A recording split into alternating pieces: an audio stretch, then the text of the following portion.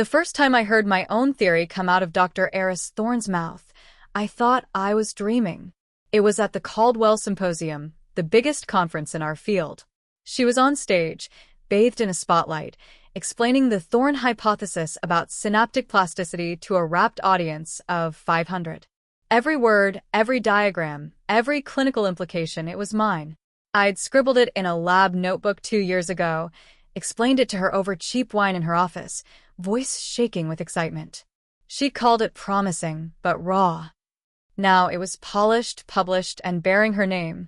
And I was in the third row, clapping along with everyone else, my face frozen in a smile while my career quietly flatlined inside my chest. In the world of cognitive neuroscience, Dr. Aris Thorne wasn't just a name, she was a brand. The author of groundbreaking texts, the holder of prestigious grants, the kind of academic who turned departments into empires. Getting a postdoc position in her lab at Sterling University was like winning the lottery. For a kid from a state school who'd hustled for every scrap of recognition, it was everything. Alex Rourke, was going to learn from the best. And at first, she was everything I'd hoped for.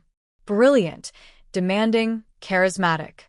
She pushed us, her small team of postdocs and grad students, to think bigger. Her mentorship felt like a sacred trust. I worked 80-hour weeks, running experiments, analyzing data, chasing down every lead she suggested. My focus was neural pathways in memory formation, specifically a quirky, overlooked mechanism I'd stumbled upon during my PhD. I called it echo priming. It was unformed, a beautiful, messy hunch. I brought it to Aris during one of our weekly meetings. I laid out my scribbled notes, my preliminary data charts. Her eyes, a piercing gray, scanned the pages. She was quiet for a long time. "This is provocative, Alex," she finally said, tapping the page. "It challenges the established model. That's dangerous. And exciting." She leaned back. "But it's a house of cards right now. The data is suggestive, not conclusive. You need more. A lot more. Run the replication series. Then the longitudinal study. We need ironclad proof, or the old guard will chew you up and spit you out." It was the perfect mentor advice. Cautious, strategic, protective. I was energized. I dove For 18 months, the echo priming project was my life. I generated thousands of data points. I wrote sprawling drafts. Every breakthrough, every dead end, I shared with Aris. Our meetings became brainstorming sessions. She'd ask brilliant, probing questions that would send me back to the lab for weeks. The idea evolved, sharpened. It was a collaboration, or so I believed. She was my guide, my intellectual shepherd. Then the tone began to shift. About 6 months before the Caldwell Symposium, she started getting vague. When I'd ask about submitting a preliminary paper, she'd say, "The timing isn't right. The journal landscape is shifting." When I'd push for authorship guidelines, she'd smile and say, "Don't get ahead of yourself, Alex. We're building something major here. Credit will follow the science." I felt a prickle of unease, but I buried it. This was Aris Thorne. She had everything. Why would she steal from me? I was naive. I didn't understand that in academia, everything is never enough. You need the next big thing, the next headline, the next multi-million-dollar grant. And my echo priming theory, fully fleshed out with 2 years of my labor, was that next big thing. The theft wasn't a dramatic event. It was a slow, gaslighting erosion. It began with a missing draft. I'd emailed Aris a complete manuscript, a 60-page behemoth detailing the full echo priming theory and supporting data. A week later, I asked for her feedback. She looked puzzled. "The draft? Alex, I never got that. You must have sent it to the wrong address. The server here is terrible. Send it again." I did. The same thing happened. The third time, I hand-delivered a printed copy to her office. She thanked me, placed it in a towering, to-read pile, and I never saw it again. Then, she started redefining my role. In lab meetings, she began presenting snippets of my data as our ongoing work, framing the questions as her own. When I'd interject to clarify a point, She gently cut me off with a yes, Alex, that's what we're exploring, subtly shifting the credit from I to we to, eventually, just her. The final, definitive move came via email. The subject line: Thriving News. It was from Aris, sent to the entire department. She announced that her paper, the Thorne Hypothesis, a new model of adaptive synaptic plasticity, had been accepted for publication in Neurofrontiers, the most prestigious journal in our field. My heart stopped. I opened the attached abstract. It was my theory, my data, my wording, polished to a high sheen. My name was nowhere in the author list. At the very bottom, in the acknowledgments, it said, "The author thanks Alex Rourke for valuable research assistance." Valuable research assistance. I'd gone from the architect to the guy who fetched coffee and formatted charts. I stormed into her office, the email printed in my shaking hand. Aris. What is this? She looked up from her desk, her expression one of calm surprise. Alex, isn't it wonderful? Neurofrontiers. This is my work. This is the echo priming paper. My name should be first author. At the very least, it should be on there. Her face melted into a mask of compassionate concern. Alex. Sit down. You're emotional. I understand. But you have to see the bigger picture. This theory needed the weight of an established name behind it to be taken seriously. A paper with Rourke as first author would have languished in a second-tier journal, if it got published at all. This way, the idea gets the platform it deserves. And your contribution is noted. This will be great for your career in the long run. It was the same patronizing, patriarchal logic used to steal from young researchers for centuries. It's for your own good. It's for the science. I want my name on the paper, I said, my voice tight. She sighed, as if dealing with a stubborn child. The submission is final. The journal won't allow changes at this stage. But I promise you, on the next paper, you'll be lead. This is how the game is played, Alex. Trust me. I didn't trust her. I left her office, my future collapsing around me. I'd given 2 years of my life, my original idea, and she'd packaged it as her own. I had no proof of the theft beyond my own drafts, which were on a lab server she controlled. Our conversations were in private. It was my word against a titan. I spent a week in a haze of anger and despair. Then one night, unable to sleep, I was digging through an old external hard drive, looking for some photos.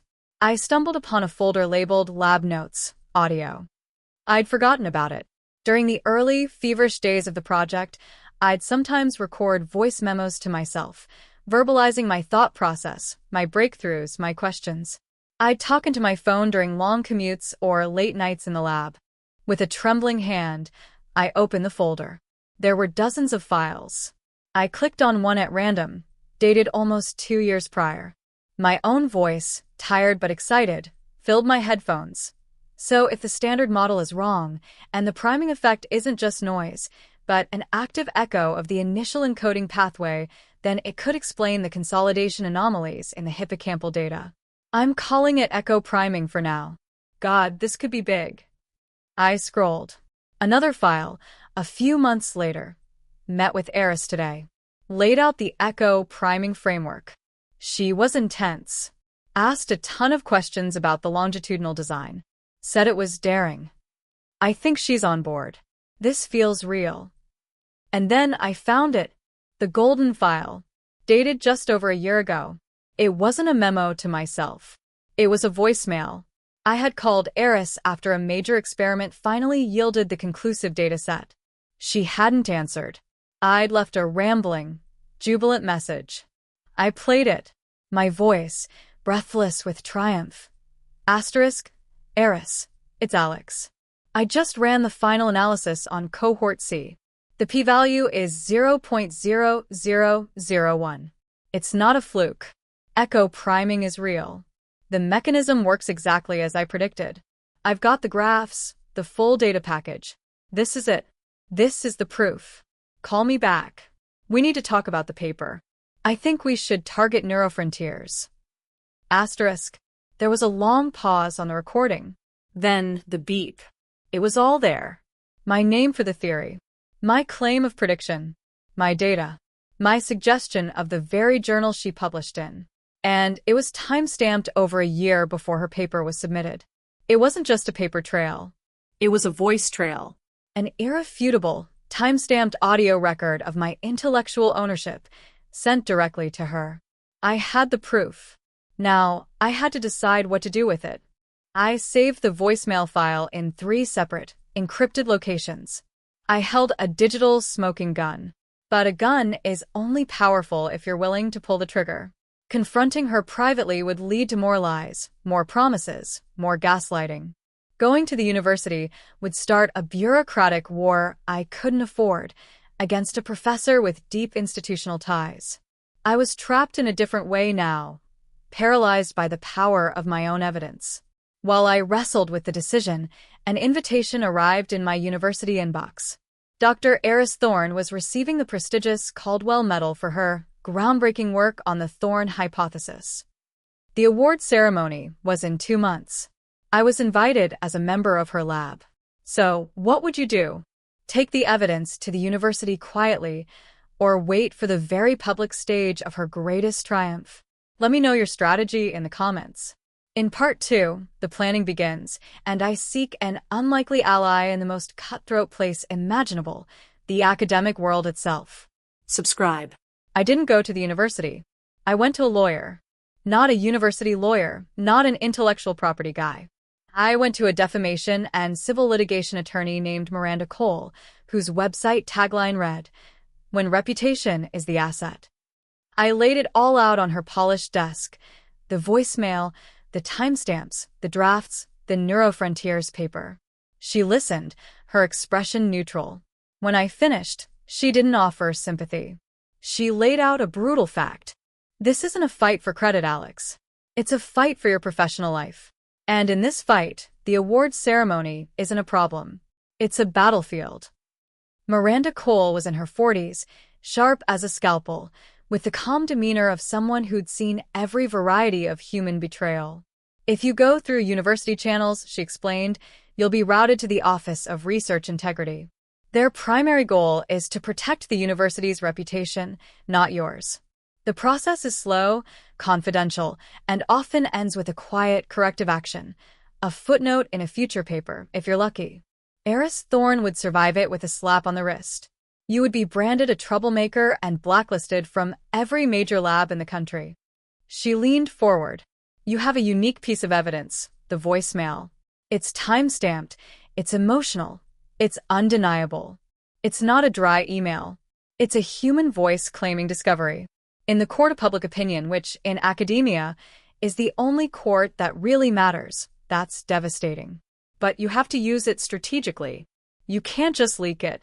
You have to create a moment where the contrast between her lie and your truth is so stark, so public, that it can't be spun, explained away, or buried. The Caldwell Medal ceremony, I said, the plan clicking into place with a cold, terrifying clarity. Exactly, Miranda nodded. It's the apex of her fraud. The moment she's being celebrated for your work, in front of the most important people in your field. It's the perfect moment for the truth to emerge. But you can't just stand up and shout. You need to be invited to speak. You need a platform within the event itself. How do I get that? I'm just the helpful assistant in the acknowledgments. You get it, Miranda said, a grim smile playing on her lips, by being the gracious, humble protégé. You congratulate her. You express your pride. You get yourself on that stage for a toast, a presentation, anything. And then you play the tape. It was a theatrical, high-risk plan. It could completely backfire, making me look like a jealous, unstable lunatic. But Miranda argued the sheer, emotional weight of the voicemail, played in that context, would bypass intellectual arguments and hit people in the gut. It would be unforgettable. My first step was to become the perfect, supportive junior colleague. I sent Aris a glowing email congratulating her on the Caldwell Medal, telling her how inspiring it was to have been a small part of such seminal work. I laid it on thick. She wrote back, her tone warm and patronizing. Thank you, Alex. Your hard work contributed to this moment. I'll make sure you're seated with the lab at the ceremony. That was my in. But I needed more. I needed to be on the agenda. I went to the head of our department, Dr. Evans, a man who loved ceremony and tradition. Dr. Evans, I said, meeting him after a seminar. With Dr. Thorne receiving the Caldwell, it's such a huge moment for the whole department. I was wondering, as someone who worked closely on the project, would it be appropriate for me to say a few words? A brief tribute from the lab? I've prepared something very short. Evans, a sentimental man, loved the idea. A word from the team. Excellent, Alex. Humble, gracious. It reflects well on all of us. I'll add you to the program after her acceptance speech. 2 minutes maximum. I had my platform. 2 minutes. Now, I needed to ensure the technical execution was flawless. The ceremony would be in a grand hotel ballroom with a professional AV system. I couldn't just hold up my phone to a microphone. I needed the voicemail audio to be crystal clear, projected to the entire room. This is where I needed an inside man. And I knew exactly who to approach. Ben. Ben was the department's IT and AV coordinator, a guy in his 20s who was chronically underappreciated, paid peanuts, and had a simmering resentment for the arrogant professors who treated him like a vending machine. I'd always been decent to him, remembering his name, thanking him for his help. I found him in his cluttered equipment closet, eating a sad-looking sandwich. Ben, I need a favor. A weird one. He looked wary. What kind of favor? The Caldwell ceremony. I'm giving a short speech. I want to include a personal audio clip, a voicemail from early in the project, for emotional impact. Can you help me get it into the system? Just an MP3 file I can trigger from the podium? Ben chod thoughtfully. They have a strict run of show. No unapproved media. It's just a voicemail. I pressed, leaning in slightly. Of me and Dr. Thorne. From back when the project was just starting. It's nostalgic. Dr. Evans loved the idea. I was lying, but gently. I just don't want to mess it up technically. I'll give you the file beforehand. You can just load it onto the laptop as track 2 or something. I'll cue you when. Ben sighed, the sigh of a man used to being asked for unreasonable things. Fine. But it has to be clean. No weird formats. And if it blows up the speakers, it's on you. It won't, I promised. And Ben, thanks. I know they don't make it easy for you around here. He gave a half shrug, but I saw a flicker of alliance in his eyes. I'd validated him. It was a small investment that might pay off hugely. With the logistics taking shape, Miranda and I planned the legal flank. The moment the audio played, all hell would break loose. Aris would likely sue me for defamation. The university might try to fire me for causing a scandal. We had to be ready. Miranda drafted a preemptive lawsuit for fraudulent misrepresentation, theft of intellectual property, and breach of fiduciary duty. It was detailed, citing the voicemail as Exhibit A. We wouldn't file it until after the ceremony, but it was ready to go, a legal missile locked on its target. She also prepared a press kit, a simple, one-page narrative with a link to the voicemail, to be released on a neutral site, and my evidence timeline. She had contacts at major science publications. The story wouldn't just live in the ballroom, it would explode online within the hour. The final piece was emotional armor. I knew I'd be vilified by many. Aris's allies, the old guard, would call me ungrateful, destructive, crazy. I had to be ready for the isolation. I confessed the entire plan to my girlfriend, Maya. She was horrified at the risk, but after listening to the voicemail and seeing the drafts, she was furious on my behalf. You have to do it, she finally said, her jaw set. But it's going to be a nightmare after. The week before the ceremony was an out-of-body experience. I attended lab meetings, nodded as Aris practiced her acceptance speech on us, and smiled as colleagues congratulated her. The hypocrisy was a physical weight. I was a ghost haunting my own life, waiting for the moment to make the haunting real. The day before the ceremony, I met Ben in the empty ballroom for a tech check. I gave him a USB drive with a single file on it, Thorne_tribute, MP3. The first 30 seconds were me giving a bland, scripted thank you to Aris.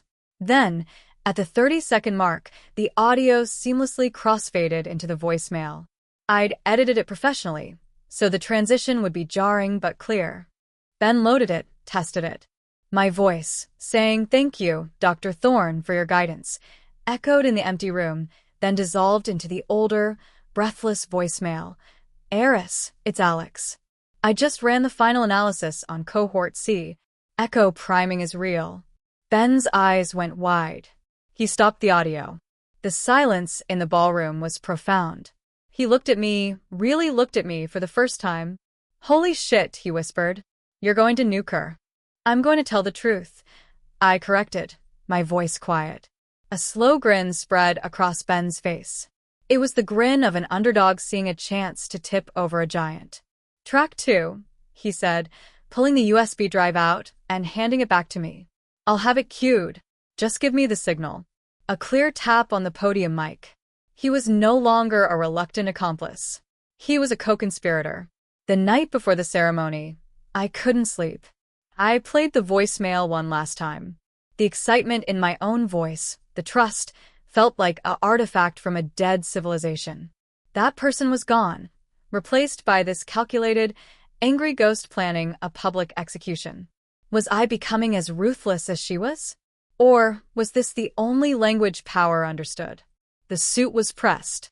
The speech cards were written. The USB drive was in my pocket. The legal papers were primed. Ben was ready. There was no turning back. So, what do you think happens when I step onto that stage? Does the audio play smoothly? Does someone stop me? What is the first reaction in that ballroom when they hear my 2-year-old voice claiming the discovery? Let me know your prediction in the comments. Part 3 is the ceremony. Subscribe. The ballroom was a cathedral of soft light and the low hum of 500 of the smartest people in neuroscience making small talk.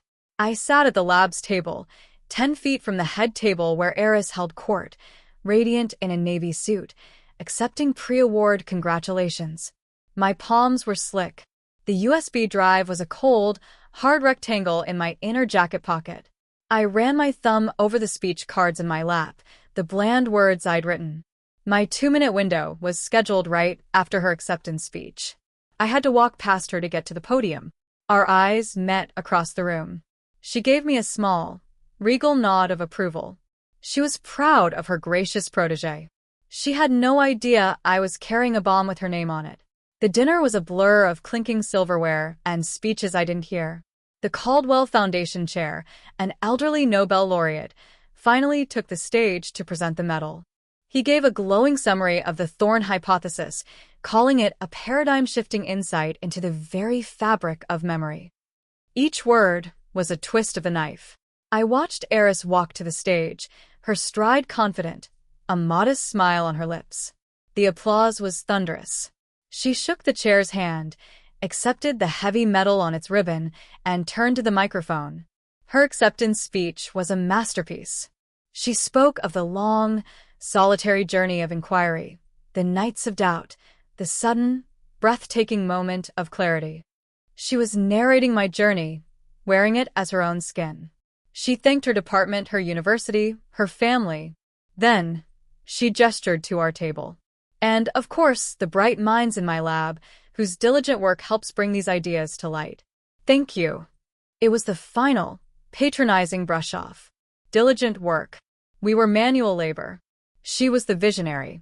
The applause began again. As it died down, Dr. Evans, our department head, bustled to the podium. "And now," he said, beaming, "a few words from one of the dedicated researchers on Dr. Thorne's team, Alex Rourke, to offer a tribute from the lab." Polite, expectant applause. I stood up. My legs felt like water. The walk to the stage was the longest of my life. I passed Aris as she descended the steps. She paused, touched my arm lightly. "Make us proud, Alex," she whispered, her eyes glinting with what she thought was shared triumph. I nodded, unable to speak, and continued up the steps. The stage lights were hot and blinding. I could see the vague shapes of the audience, a sea of dark suits and attentive faces. At the side of the stage, partially hidden by a curtain, I saw Ben at his AV table. He gave me a nearly imperceptible nod. I reached the podium, adjusted the microphone, and laid my cards down. My voice, when it came out, was surprisingly steady, amplified through the massive speakers. Thank you, Dr. Evans. And congratulations, Dr. Thorne. It's an incredible honor to be here tonight. I sounded calm. Normal. Working on this project has been the experience of a lifetime. I was following the script. I could see Aris sitting back down, a pleased smile on her face. Evans looked satisfied. I had about 20 seconds of benign tribute left before I was supposed to wrap up. Dr. Thorne always emphasized the importance of the origin story of an idea. I continued, my tone shifting slightly, becoming more reflective. Where it comes from, the moment it clicks, that moment is sacred. Aris's smile tightened, just a fraction. She sensed a deviation from the planned blandness. And sometimes, I said, looking directly at her now, the best way to honor that moment is to hear it in its original, unvarnished form. I saw her eyes narrow in confusion. This wasn't in the script she'd imagined. I turned slightly toward Ben's station, lifted my hand from the podium, and gave 2 clear, deliberate taps on the microphone's grill. Top. Top. For a heart-stopping second, nothing happened. I thought Ben had frozen, or been stopped. Then, the gentle, canned background music that had been playing softly through the speakers cut off abruptly. The sound system emitted a soft click. And then, my voice filled the ballroom again. But it wasn't my present, steady voice at the podium. It was my voice from 2 years ago, raw, crackling slightly with the poor quality of a voicemail recording, breathless, with a discovery. Aris, it's Alex. I just ran the final analysis on cohort C.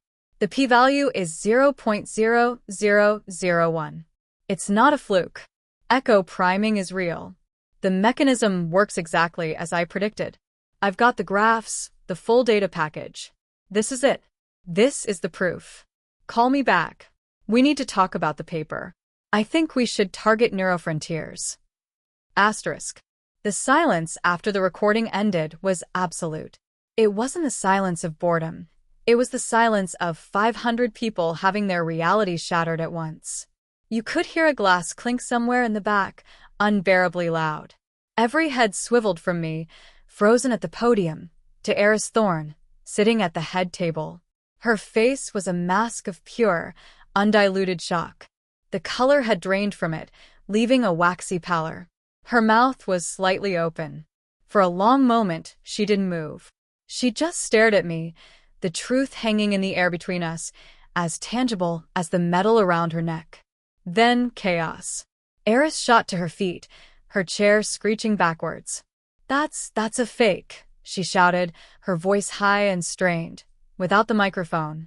This is a malicious edit. He's taken things out of context. But the voicemail wasn't an edit. It was a single, continuous, time-stamped file. Its authenticity was in its messy, human urgency. You couldn't fake that. Dr. Evans was on his feet now, flustered, moving toward the stage. Murmurs exploded into a roar of conversation. I saw journalists in the crowd frantically typing on their phones. I saw senior professors from rival universities exchanging looks of stunned comprehension. I leaned into the microphone, my voice cutting through the noise. The date on that voicemail is March 14th, 2 years ago. The data it references is in my lab notebooks. The theory it names, echo priming, is the theory published as the Thorne Hypothesis. The journal it suggests is the journal that published it. This is my work. Aris was now being approached by the Caldwell Foundation chair and other officials, their faces concerned, stern. She was arguing, gesturing wildly toward me, but her power was gone. The spell was broken. The narrative of the solitary genius evaporated in the face of that damning, youthful voice. I walked off the stage, not to applause, but through a tunnel of stunned faces and buzzing whispers. My heart was hammering, not with fear, but with a terrifying, exhilarating sense of release. I had done it. I had thrown the stone at the giant. Now I had to survive the avalanche. As I reached the edge of the stage, a university public relations person tried to intercept me. Alex, we need to talk right now, privately. My lawyer will be in touch, I said, brushing past her, my words feeling foreign and powerful in my mouth. I made my way back to my table. My lab mates were staring at me as if I were a stranger who had just detonated a grenade. Some looked horrified, others secretly thrilled. I didn't sit down. I collected my jacket. Maya met me at the edge of the ballroom, her face pale but fierce. "It's done," she said, handing me my phone. It was already buzzing with notifications, emails, texts, missed calls. "It's just starting," I replied. We left the ballroom, the sounds of escalating chaos fading behind the heavy doors. In the quiet, marble-lined hallway, my phone rang. It was Miranda Cole. "The press kit is live. The lawsuit is filed. It's hitting the science blogs in minutes. Are you all right?" I'm not sure," I said honestly, the adrenaline beginning to ebb, leaving a hollow, shaky feeling. "Get somewhere safe. Don't talk to anyone from the university without me. The storm is coming." She was right. By the time we got to our car, my Twitter feed was exploding. The hashtag echo priming was trending. A clip of the voicemail playing in the ballroom, recorded on someone's phone, was already going viral. So, what happens next? Does the university side with Aris or throw her under the bus? Do other colleagues come forward? And what does my professional future look like after such a public, nuclear act of accusation? Let me know your predictions in the comments. Part 4 is the fallout, where the academic world chooses sides. subscribe. The president of Sterling University didn't call me. He issued a statement. It was 3 paragraphs of masterful, corporate neutrality, expressing deep concern over the serious allegations, affirming a commitment to academic integrity, and announcing an independent, external review of the research in question. It mentioned neither my name nor Aris's. We had both been transformed into the allegations and the research in question. The institution was circling the wagons, and I was now on the outside, staring at the fortifications. My victory in the ballroom hadn't won the war. It had just turned a private betrayal into a very public, very messy problem for a billion-dollar brand. The first 48 hours were a media hurricane. Hashtag echo priming and hashtag Thorne Hypothesis were dueling hashtags. The voicemail clip was everywhere, on news sites, science magazines, even late-night talk show monologues. The narrative was irresistibly clean. The young, brilliant underdog versus the powerful, plagiarizing professor. I was the sympathetic figure, but sympathy in the court of public opinion is fleeting and doesn't grant tenure. Miranda Cole's press strategy was brutal and effective. She gave one tightly controlled interview to a respected science journalist, where she simply laid out the timeline, the dated voicemail, the subsequent drafts, the published paper with my acknowledgement footnote. She didn't speculate, didn't attack. She let the documents and my own young voice do the talking. The headline read, "The voicemail that could topple a career." Aris's side fought back with the only tools she had left, character assassination and institutional inertia. Her lawyer gave statements calling me a disgruntled, underperforming former trainee who was attempting to claim credit for work he merely assisted with. They floated the idea that the voicemail was about a different, minor project, a desperate and legally feeble argument that nobody who heard the specific details believed. But the real battle wasn't in the press. It was in the hallways of Sterling University and the inboxes of grant committees. I was summoned to a meeting with the Dean of Research and the head of the Office of General Counsel. Miranda came with me. The meeting was held in a sterile conference room, not Aris's cozy office. They weren't interested in justice. They were interested in liability control. "Mr. Rourke," the General Counsel began, a woman with the warmth of a spreadsheet, "your public actions have caused significant reputational harm to the university." "The falsification of research authorship caused the harm," Miranda corrected smoothly.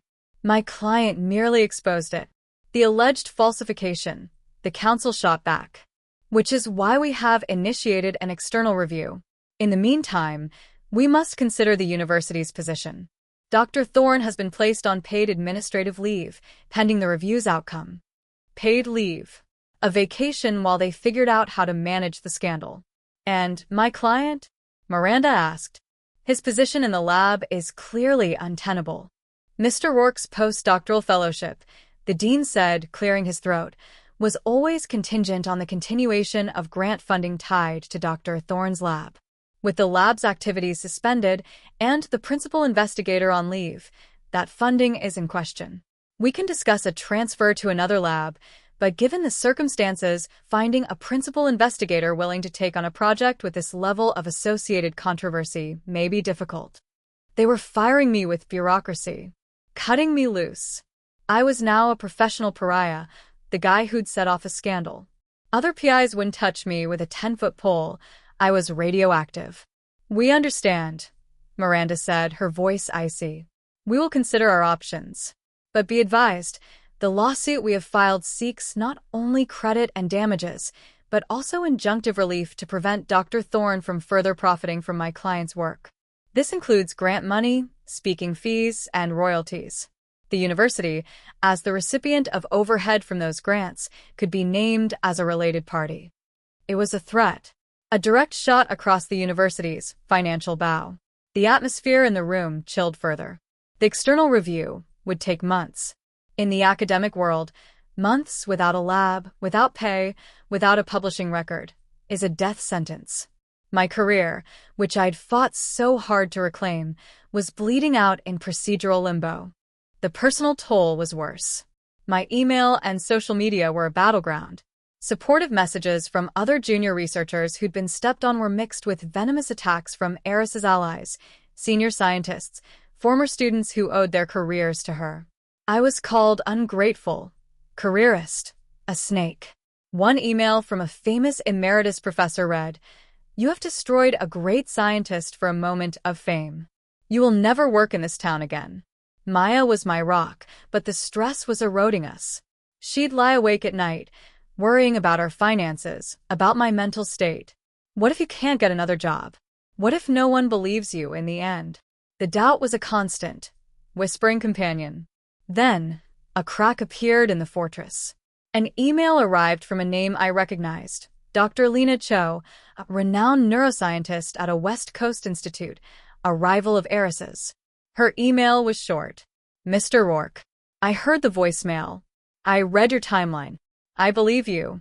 If you are interested in continuing your work on synaptic priming mechanisms outside of the current toxic environment, please call me." It was a lifeline. A thin, tentative one, but it was real. Lena Cho was a maverick, respected but not part of the old boy network that protected Aris. She was offering me a chance, but it was a huge risk for her, too. Taking me in would be picking a side in a very public feud. Before I could even process it, a second, more shocking development came. It wasn't an email. It was a registered letter from the law firm representing the Caldwell Foundation. They were formally rescinding the Caldwell Medal from Dr. Aris Thorne, citing significant doubts about the provenance of the awarded work raised by new evidence. They requested the physical medal be returned. It was the first concrete, institutional consequence. The medal was gone. The Foundation had publicly chosen to believe the voicemail. The next day, Neurofrontiers issued an expression of concern on the Thorne Hypothesis paper, flagging it for potential authorship disputes and noting the ongoing investigation. It was the first step toward a possible retraction. Aris's world was crumbling, piece by piece. But instead of bringing me peace, it fueled a new, more insidious anxiety. What if the external review, despite everything, found in her favor? What if they claimed the voicemail was insufficient, that our collaboration was too intertwined to separate credit? What if, after all this, I was left branded a liar and unemployed? Miranda warned me of this. The review panel will be staffed by her peers. Academics protect their own. They'll look for a way to split the baby, maybe offer you co-first authorship on a corrected paper. They'll want this to go away with minimal damage to the field's reputation, which they equate with their reputation. I couldn't accept a compromise. Co-authorship on a stolen paper was still a theft. It was a pardon for the crime. I wanted the record corrected. I wanted my name where hers was. I wanted the world to know where the idea began. But the cost of that purity was becoming unbearable. I was running out of money. My name was mud in half the institutions in the country. The lifeline from Lena Cho was my only hope, but it meant starting over, far away, under a cloud. I was winning the battle for truth and losing the war for my future. I called Lena Cho. Her voice was calm, direct. Alex, I'm offering you a 1-year research associate position. It's not a postdoc. The pay is lower. The project is yours to define, but the resources are limited. It's a backwater compared to Sterling, but it's a clean lab. And it's a place where you can publish under your own name. Do you want it? It was a demotion. A step backwards. But it was also an escape hatch from the toxic siege at Sterling. If I took it, I'd be walking away from the battlefield, letting the university's review happen without me there to fight. Would that be seen as surrender? Or smart survival? At the same time, Miranda was pushing for us to depose Aris, to demand her emails, her drafts, to turn the legal screws. That would keep me in the fight, but consumed by it. So, what would you do? Take the humble job and try to rebuild elsewhere, or stay and fight for total vindication, even if it burns your career to the ground? Let me know your choice in the comments. The final part is about legacy, sacrifice, and what winning really means. Subscribe. It was a demotion, a step backwards. But it was also an escape hatch from the toxic siege at Sterling. If I took it, I'd be walking away from the battlefield, letting the university's review happen without me there to fight. Would that be seen as surrender? Or smart survival? At the same time, Miranda was pushing for us to depose Aris, to demand her emails, her drafts, to turn the legal screws. That would keep me in the fight, but consumed by it. So, what would you do? Take the humble job and try to rebuild elsewhere, or stay and fight for total vindication, even if it burns your career to the ground? Let me know your choice in the comments. The final part is about legacy, sacrifice, and what winning really means. Subscribe. I took the job with Lena Cho. I moved 3,000 miles away, to a smaller lab with a view of mountains instead of ivory towers. The Sterling University review dragged on for 8 more months. I didn't wait for it. I published a paper in a solid, second-tier journal. The title, Echo Priming, Evidence for a Novel Synaptic Plasticity Mechanism. The author list had one name, Alex Rourke. It was a quiet, technical footnote to a very loud scandal. It felt anticlimactic. There was no medal, no stage. Just the work finally mine. But that voicemail had done more than expose a theft. It had rewritten the rules of engagement for an entire generation of researchers who were watching, and the repercussions were just beginning to echo. The decision to leave was the hardest of my life. It felt like retreat. But Miranda, my ever-pragmatic lawyer, framed it differently. You're moving the battlefield. Right now, Sterling owns the narrative because you're in their system, waiting for their verdict. Go to Cho's lab. Publish. Build an independent record. It takes the power of career-ending blacklist away from them. If they eventually rule against you, you'll have moved on. If they rule for you, it's a vindication you don't even need anymore. It was strategic surrender for long-term victory. I accepted Lena Cho's offer. The lab in California was a culture shock. It was collaborative, open, and focused on the science, not the politics. Lena was a demanding but fair leader. For the first time in years, I was just a scientist, not a whistleblower or a pawn. I rebuilt the echo priming experiments from the ground up, with better controls, cleaner methods. The work was solid. The paper was published. It didn't shake the world, but it was a foundation. My foundation. Back at Sterling, the external review panel, comprised of senior scientists from other institutions, finally issued its report. It was a masterpiece of academic hedging. It concluded that the initial conceptual framework for the Thorne Hypothesis showed significant contribution from Alex Rourke and that the voicemail and related documentation provided compelling evidence of this. It recommended that Neurofrontiers issue a correction to the paper, listing Rourke and Thorne as co-first authors. It criticized Dr. Thorne for inadequate mentorship and failure to properly attribute intellectual contribution, but stopped short of using the word plagiarism. It recommended she undergo remediation training. Aris was forced to step down from her endowed chair. She kept her professorship, but her grant funding dried up. The glittering invitations ceased. She became a ghost in her own department. The corrected paper was published, a sterile monument to a messy war. I was listed as an author, but I never signed the correction. It felt like a trophy made of ash. The real twist, the one I never saw coming, wasn't about me or Aris. It was about the ripple effect. The voicemail, a private moment of stolen triumph, had become a public symbol. It was cited in ethics seminars. It was discussed in graduate student orientations as a case study in how to protect your work. Junior researchers, emboldened, started coming forward with smaller, similar stories. A hashtag movement, #myechopriming, sprung up, with people sharing stories of stolen code, purloined ideas, and erased contributions. The power dynamic in labs across the country shifted, just a little. PIs became more careful about documentation, about authorship discussions. The voicemail didn't change the system, but it armed the people within it. I received emails, hundreds of them, from graduate students and postdocs I never met. They thanked me. They told me my story gave them the courage to stand up to their own overbearing advisors, to demand credit, to keep meticulous records. One wrote, "You didn't just get your idea back. You gave us a weapon." That was the legacy. Not the paper, not the corrected authorship. It was the demonstration that the giant could be struck and could fall. Years passed. I built a career at Lena's Institute. I got grants. I led a small team. My work on synaptic priming was respected, if not revolutionary. The scandal became a paragraph in my bio, a thing that had happened, not the thing that defined me. Then I was invited to speak at a conference. Not the Caldwell Symposium, but a good, solid conference. During the Q&A after my talk, a young postdoc stood up. Her voice trembled slightly. "Dr. Rourke, your early work on echo priming, it's the foundation for what I'm doing now. I guess I just wanted to say thank you for fighting for it." I felt a lump in my throat. It was the first time I'd been called Dr. Rourke in that context, where the title felt earned, not bestowed or stolen. The credit had finally, truly, landed where it belonged.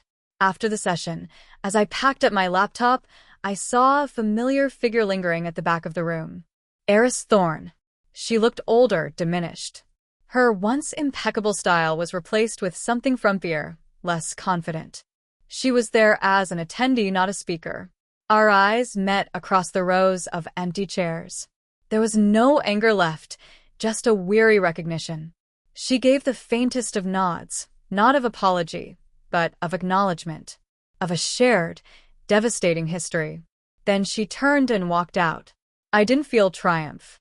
I felt a profound sadness for the scientist she could have been, for the mentor she should have been. Her theft had cost me years of struggle, but it had cost her everything she valued: her reputation, her standing, her legacy. She was a cautionary tale. I was a survivor, and perhaps an accidental reformer. The gritty truth is this: you don't get a clean victory when you fight a system from within. You get scars, and you get a story that's bigger than you. The voicemail wasn't just my proof.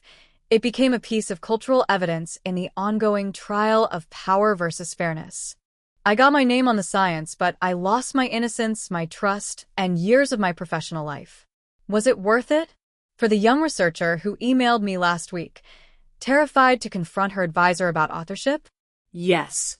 For me, personally, it's complicated.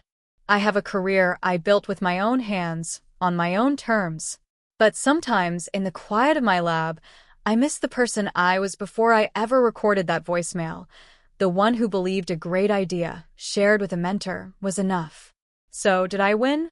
By the rules of academia, I got a correction and a career elsewhere.